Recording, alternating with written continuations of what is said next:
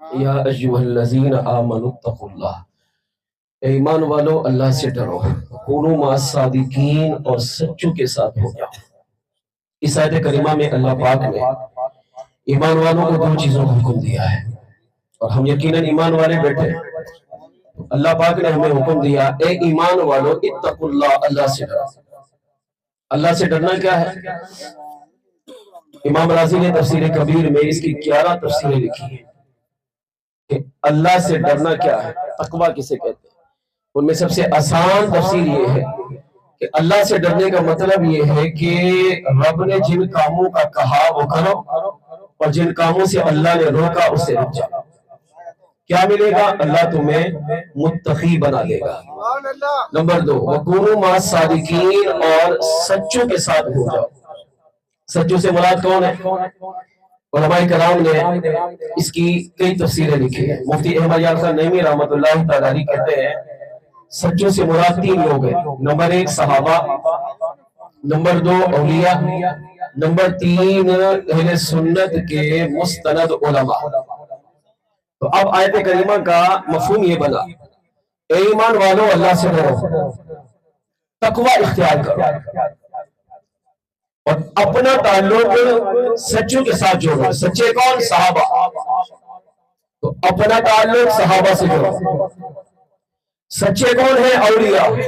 اپنا تعلق ولیوں سے جوڑو۔ سچے کون ہیں؟ اہل سنت و جماعت کے مستند علماء۔ تو اب ترجمہ یہ بنا، اپنا تعلق علماء اہل سنت سے جوڑو۔ اب آیت کریمہ میں 3 افراد ہیں، صحابہ، اولیاء، علماء۔ اب ہمیں یہ حکم دیا گیا ہے کہ اگر تم دنیا میں تقوی اختیار کرتے ہو اور اپنا تعلق اہل سنت و جماعت سے جوڑتے ہو، اپنا تعلق اولیاء سے جوڑتے ہو، اپنا تعلق نبی رحمت صلی اللہ علیہ وسلم کے صحابہ سے جوڑتے ہو، تو کریم رب تمہیں دنیا میں سب سے قیمتی چیز ان اولیاء کے صدقے اس کا تحفظ بھی عطا فرمائے گا، اور کریم رب ان پاکیزہ لوگوں کی برکتیں تمہیں دنیا کا و آخرت میں بھی عطا فرمائے گا۔ اب وہ قیمتی چیز کیا ہے؟ اگر اپنے آپ سے پوچھو تو سب سے قیمتی چیز ہمارا ایمان ہے۔ اللہ نے فرمایا یا ایھا الذین آمنوا، اے ایمان والو، تمہارے پاس سب سے جو قیمتی چیز ہے وہ ایمان ہے۔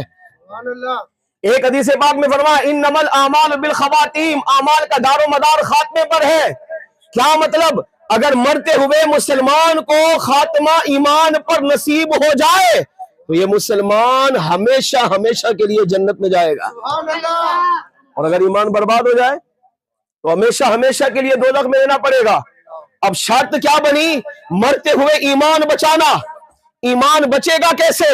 ایمان نماز سے بھی بچتا ہے، ایمان روزے سے بھی بچتا ہے، ایمان حج زکات سے بھی بچتا ہے، ایمان صدقہ خیرات سے بھی بچتا ہے، ایمان اللہ کے حقوق کی پاسداری کرنے سے بھی بچتا ہے، ایمان اللہ کے بندوں کی حقوق کو ادا کرنے سے بھی بچتا ہے، انسان زندگی نیک اعمال میں گزارے اس سے بھی ایمان بچتا ہے۔ لیکن سب سے بہترین طریقہ جس پر ایمان کی ضمانت دی گئی ہے، ایمان کی گارنٹی دی گئی ہے، وہ بہترین طریقہ یہ ہے کہ اگر مسلمان دنیا میں انبیاء سے سچی محبت کرے، امام الانبیاء سے سچی محبت کرے، حضور کے سارے صحابہ سے سچی محبت کرے، سارے صحابہ کو جنتی مانے، حضور کے سارے اہل بیت سے سچی محبت کرے، حضور کے سارے اولیاء سے، امت کے اولیاء سے، چاہے وہ غوث اعظم ہو، چاہے وہ قلندر ہو، چاہے وہ عبدال ہو، چاہے وہ وقت کا امام ہو، چاہے وہ وقت کے غوث اعظم ہو، اگر امتی ان اولیاء سے سچی محبت کرتا ہے، دنیا میں اہل سنت و جماعت کے علماء کا دامن پکڑتا ہے، تو ان پاکیزہ لوگوں کے دامن پکڑنے کی برکت سے کریم رب دنیا میں اسے ایمان کی سلامتی عطا فرما دیتا ہے۔ مثال کے طور پر آج کے دور میں آپ کہیں گے سب سے قیمتی چیز کیا ہے؟ سونا،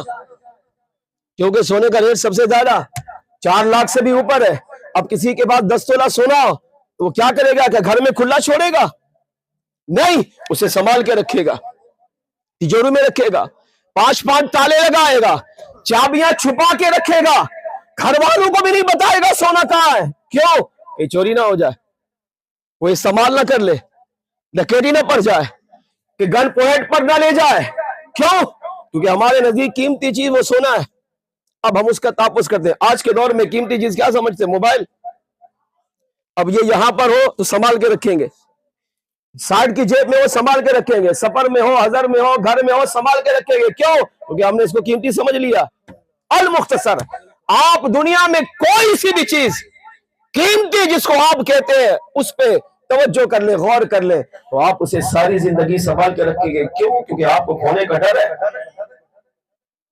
تو یہ ساری چیزیں، موبائل ہو، سونا ہو، چاندی ہو، ہیرے ہو، جواہرات ہو، دنیا کی ساری نعمتیں ایک طرف، سب سے قیمتی نعمت ہمارے پاس ایمان ہے. اب اس پرفتن دور میں چاروں طرف ایمان کے ڈاکو ہے، ایمان کے لٹیرے چاروں طرف. سب سے بڑا دشمن ہمارا شیطان ہے، سب سے بڑا دشمن ہمارا اپنا نفس ہے، جو گناہ پر ابھارتا ہے، جو بدکاری کراتا ہے، جو گناہ کرواتا ہے. اب شیطان بھی ہمارا دشمن، ٹھیک، نفس بدکار بھی ہمارا دشمن، چاروں طرف سے بد مذہب، بد عقیدہ لوگ، یہ بھی ہمارے دشمن.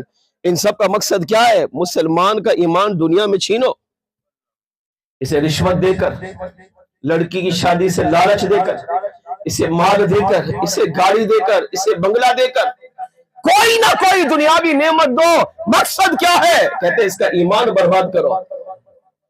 ان تمام ایمان کے ڈاکو سے، تمام ایمان کے لٹیروں سے ایمان بچانے کا بہترین طریقہ علماء اہل سنت سے اپنے تعلق کو جوڑنا اور اولیاء سے محبت کرنا ہے.